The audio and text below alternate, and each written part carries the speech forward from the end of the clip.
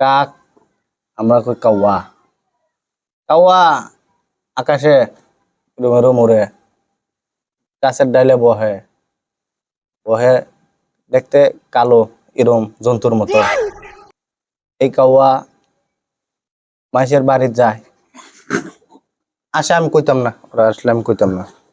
শোনা কইমুনি কও কও পুরে আম গাছও বহে, মানুষের উড়ানো যায়, টিনের উপরে বহে। ওই যে বাড়ির মহিলারা মুরগি পালে, আমি আসলে কইতাম না।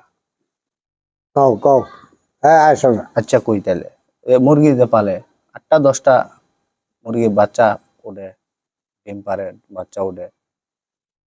এই বাচ্চা উড়ানো বাইরায় কাক উড়ে আইয়া একটা বাচ্চা লইয়া যায়, বাচ্চা নিয়ে যায় ঘরেতে।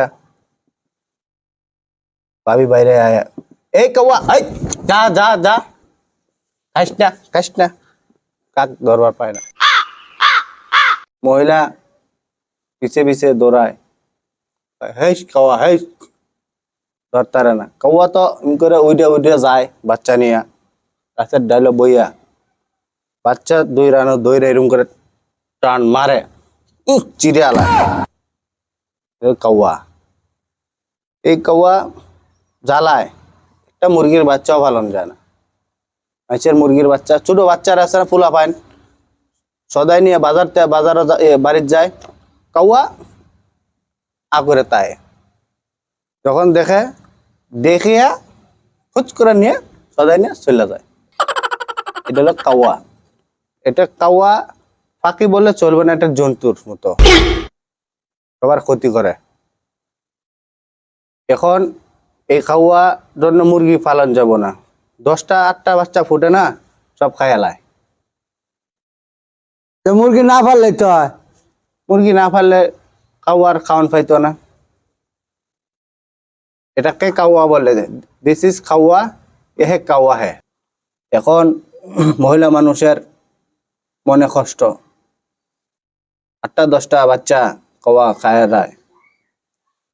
এই জন্য মহিলা মানুষ আন্দোলন করে, এ মুরগি কা বাচ্চা নেই পালন। কাওয়ার বাপ কেরা? আরে আসলে আমি কইতাম না। তারা দুজন আসিস না সব। কাওয়ার আব্বা হলো চিল। না না না না, আসলে আমি কইতাম না।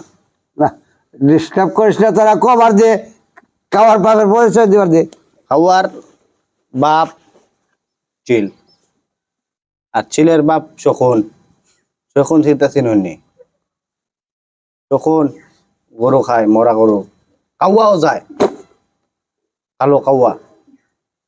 আর কইতাম না আমি।